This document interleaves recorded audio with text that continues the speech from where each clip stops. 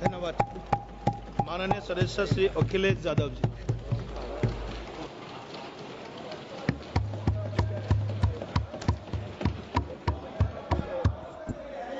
Please please. कोई बात नहीं, कोई बात नहीं। अरे नहीं, आदरणीय सभापति महोदय, मैं आपका बहुत धन्यवाद देना चाहता हूं कि बहुत ही महत्वपूर्ण और देश के लिए और बड़ी आबादी के लिए भारतीय जनता पार्टी की सरकार में एक और बिल आया है।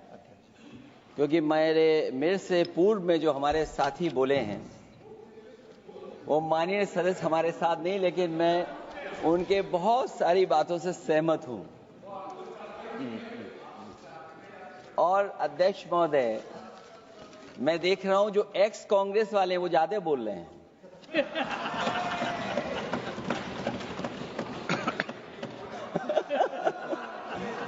आदरणीय अध्यक्ष महोदय,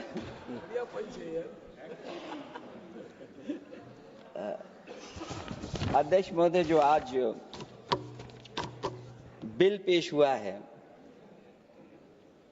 मैं हिंदी और अंग्रेजी को जो कुछ समझ सकता हूं वो यही मैं कह सकता हूं कि माननीय मंत्री जी ने ये कहा कि ये उम्मीद है।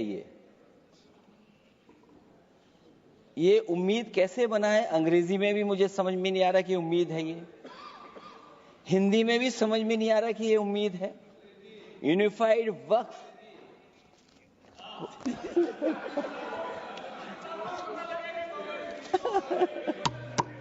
अध्यक्ष महोदय, यूनिफाइड वक्फ मैनेजमेंट अध्यक्ष महोदय, मैं समझ सकता हूं कि मैं वो बात छेड़ना नहीं चाहता था, लेकिन क्या करूं, मजबूरी है अब। अध्यक्ष महोदय, अभी माननीय सदस्य लोग ये कह रहे हैं कि हमारे सदस्य नहीं है यहां पर जो हमारे साथी हैं, लेकिन अध्यक्ष महोदय मैं ये कहना चाहता हूं, ये जो बिल लाया जा रहा है, भारतीय जनता पार्टी में एक मुकाबला चल रहा है। भारतीय जनता पार्टी के अंदर मुकाबला चल रहा है कि खराब हिंदू कौन बड़ा है। और ये बात अध्यक्ष महोदय मैं ऐसे ही नहीं कह रहा हूं। जो पार्टी ये कहती हो कि दुनिया की सबसे बड़ी पार्टी है, अध्यक्ष महोदय वो अपना राष्ट्रीय अध्यक्ष नहीं चुन पाए अभी तक। अध्यक्ष महोदय, भारतीय जनता पार्टी क्या है?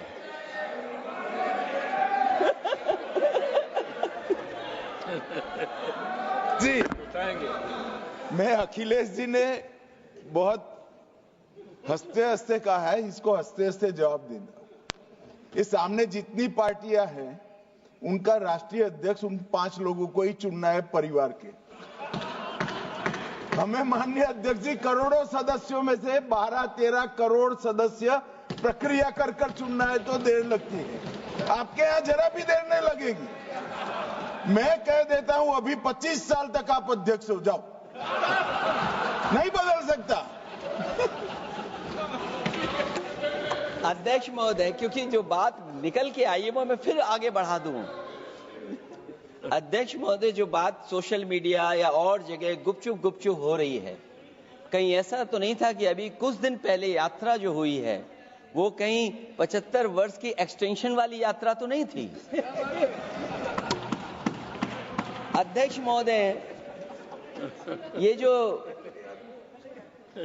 इस बार जो वक्फ बिल आया है, नाकामी का पर्दा इस बार है वक्फ बिल। और नाकामी को एक आध नहीं है, मैं कई नाकामियां बता सकता हूं। अभी मैं माननीय सदस्यों को सुन रहा था, वो पुराने कई बिल उनके बारे में चर्चा कर रहे थे कि कितने प्रोग्रेसिव बिल लेकर के आए हैं।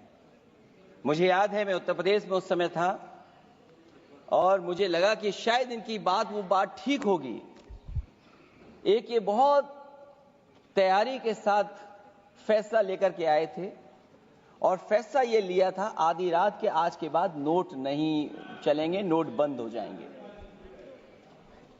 अध्यक्ष महोदय, उस नोटबंदी नाकामी के बारे में भी तो चर्चा हो जाए कि अभी भी न जाने कितनी जगह पर कितना रुपया निकला जा रहा है, कितना निकल करके आ रहा है।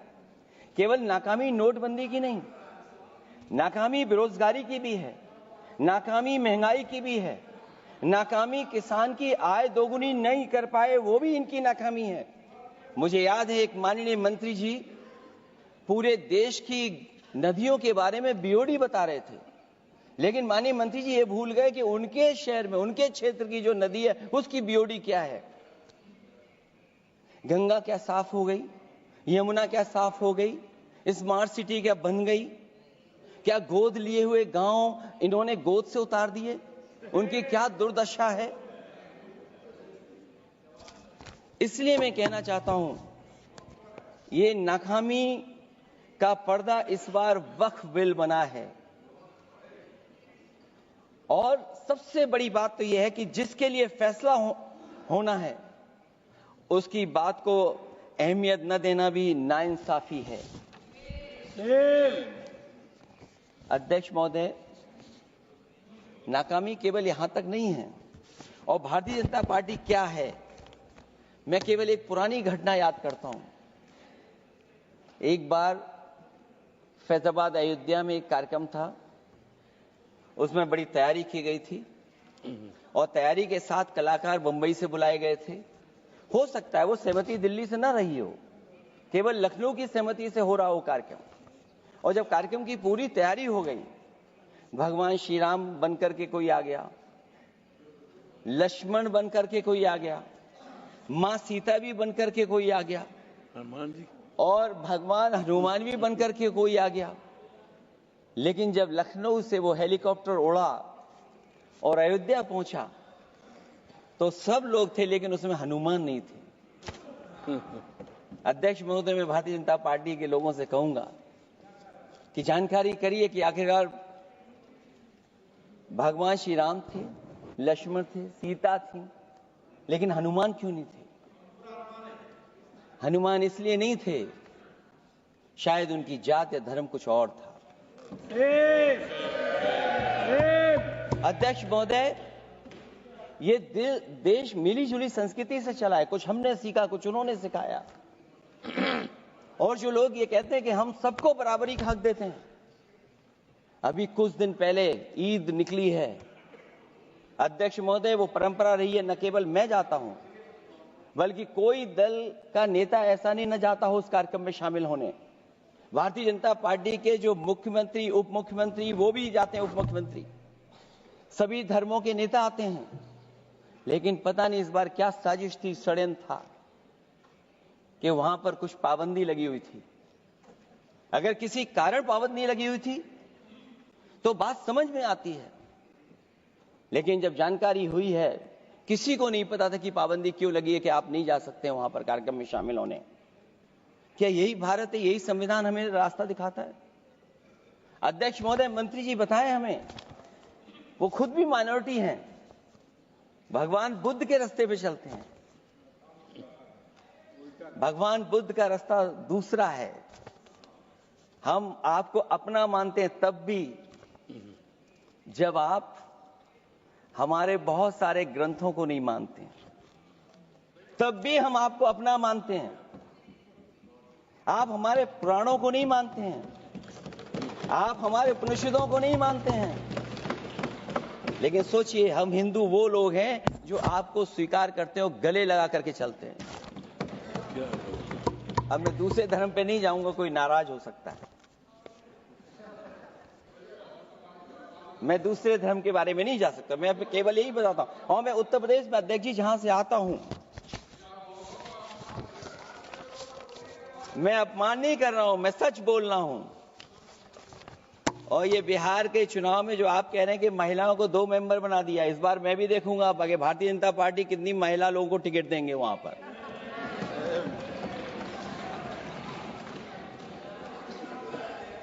अध्यक्ष महोदय, भाजपा जब भी कोई नया बिल लाती है तो वो अपनी नाकामी छुपाती है। भाजपा वाले मुसलमान भाइयों की वक्फ की जमीन चिन्हित करने की बात कर रहे हैं, जिससे महाकुंभ में जो हिंदू मारे गए हैं या खो गए हैं उनको चिन्हित करने की बात पर पर्दा पड़ जाए। अध्यक्ष महोदय, मुझे खुशी इस बात की कि हमारा धर्म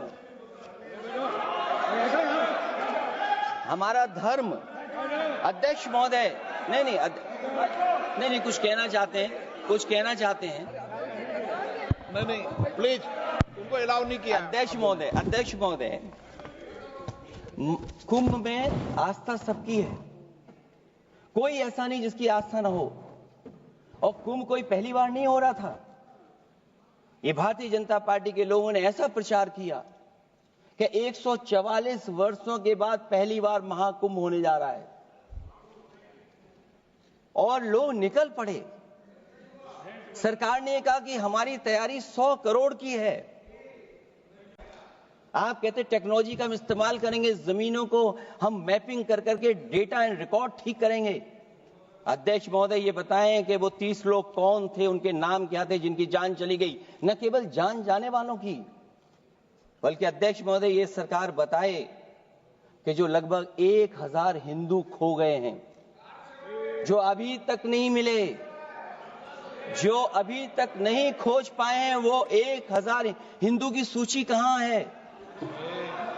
और फिर धर्म कारोबार की बात है, जो ये लोग गोली। अध्यक्ष महोदय, मैं कार सेवक वाली बात इसलिए नहीं छेड़ना चाहता हूं। अध्यक्ष महोदय, ये शायद माननीय सदस्य जानते नहीं कुछ सच्चाई नहीं जानते। अध्यक्ष महोदय, ये संविधान की वजह से, संविधान को बचाने के लिए, हिंदू एकता को बचाने के लिए कुछ फैसले लिए गए, लेकिन एफआईआर हम लोगों पे नहीं लिखी गई थी। एफआईआर उन पे लिखी गई थी जो बेचारे तैयार हो गए थे सुबह, लेकिन पता नहीं कहां से फोन आया था, कहा था कि अब तैयार तो हो गए हो लेकिन आप शिलान्यास में नहीं आ सकते। इसलिए बात को इधर से उधर नहीं में ले जाना चाहता। अखिलेश जी, जरा वक्त पे भी आ जाओ। अच्छा, वक्त पे आ रहा हूं। नहीं, वक्त पे अध्यक्ष इसलिए आ रहा हूं क्योंकि वक्त समझने के लिए भारतीय जनता पार्टी की सोच क्या है। और ये अध्यक्ष महोदय जब ये कह रहे हैं कि इससे कारोबार होगा, अध्यक्ष महोदय, धर्म की चीजों से कारोबार नहीं हो सकता। हमारे उत्तर प्रदेश के मुख्यमंत्री जी ने भी कहा कि कारोबार होगा। वो 30 की गिनती में उलझे हुए हैं, जैसे 30 मार खाए वो। उनसे पूछा कि जान कितनी गई, वो 30। उनसे पूछा कि कारोबार कितने का होगा, 30 गुणा 10,000 करोड़। सोचिए, कुंभ हमारा क्या कारोबार की जगह है? और फिर उसका कौन नापेगा, कैसे नालाएगा? और फिर हमारे माननीय मंत्री जी कह रहे हैं कि जमीन, चाहे वो रेलवे की हो, चाहे वो डिफेंस की हो, वो भारत की जमीन है। मैं भी स्वीकार करता हूं कि रेलवे की जमीन भी भारत की है, डिफेंस की भी जमीन भारत की है। क्या डिफेंस की जमीन नहीं बेची जा रही मंत्री जी? अध्यक्ष महोदय, क्या रेलवे की जमीनें नहीं बेची जा रही हैं? अध्यक्ष महोदय, केवल यहां तक नहीं, कितना हस्तक्षेप होता है।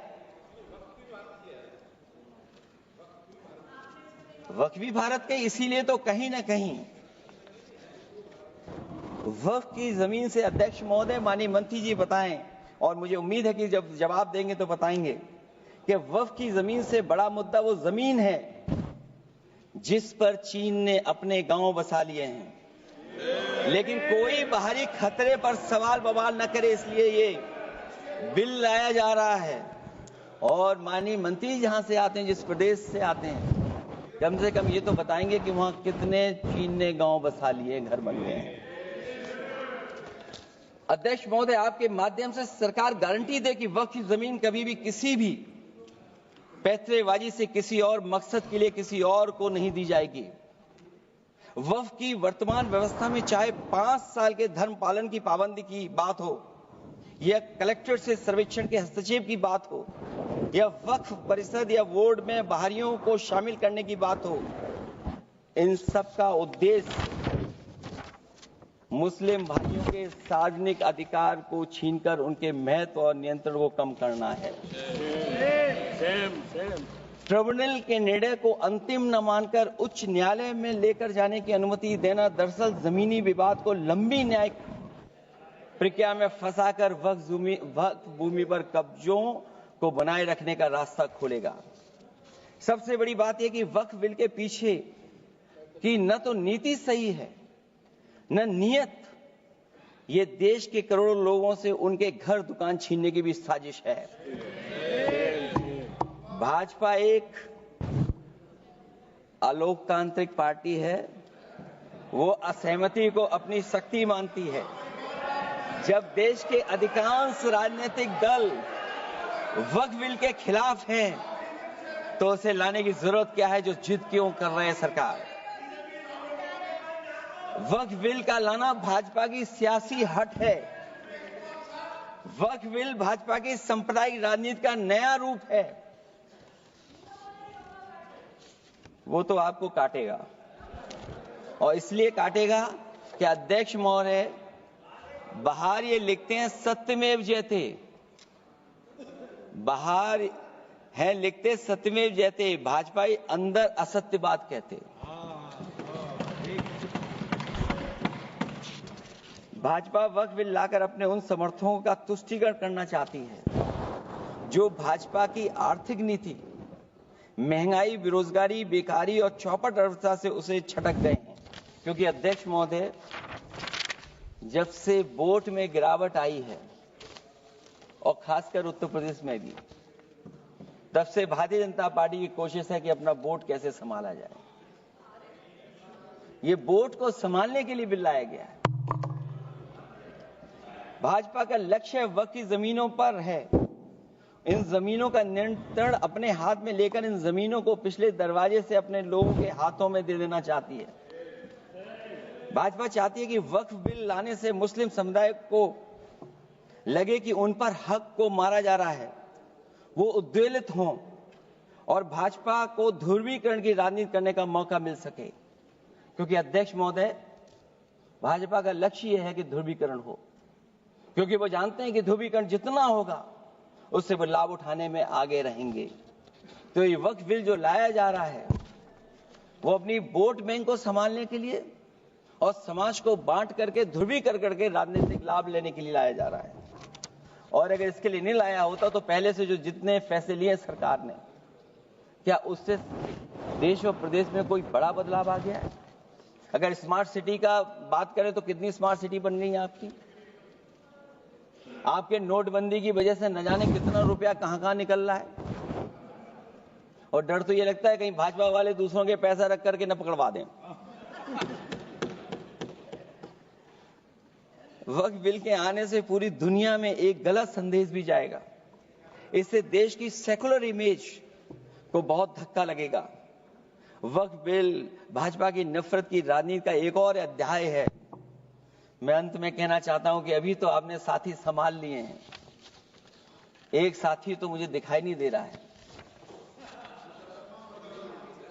और हमारे जिनका हमने सम्मान किया, हमें कहां ले गए आप? और हमें यहां छोड़ गए आप, हमें छोड़ गए। हमें देखिए सभापति महोदय देखिए राजनीति क्या है। हमने आपका हाथ पकड़ा और हम यहां आ गए, और आप हमारा हाथ छुड़ा करके वहां चले गए। इसलिए देखिएगा कब हमारा इनका हाथ मिल जाए।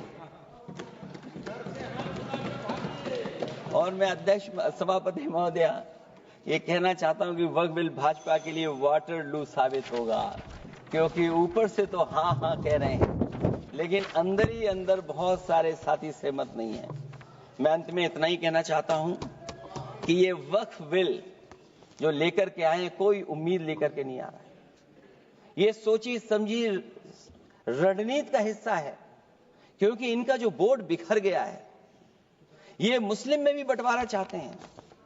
मुस्लिम इस्लाम धर्म में कहीं बंटवारा नजर नहीं आता है, लेकिन इनकी कोशिश है कि इस बिल के माध्यम से हम मुस्लिम भाईचारा में भी बंटवारा करते हैं। बंटवारा तो पीडीए करेगा। अभी देखिएगा सभापति महोदया, हमारे एक सदस्य कह रहे थे कि चुनाव बहुत अच्छा होता है। इनसे बेहतर किसने चुनाव देखा होगा? चलिए धन्यवाद। वोट ही नहीं डालने दिया। चलिए सभापति महोदया, मैं धन्यवाद देता हूं। मैं और अपने दल और साथियों के साथ कहता हूं कि समाजवादी पार्टी बिल का विरोध करती है। वोट पड़ेगा तो हम इसके खिलाफ वोट डालने जा रहे हैं। माननीय सदस्य श्री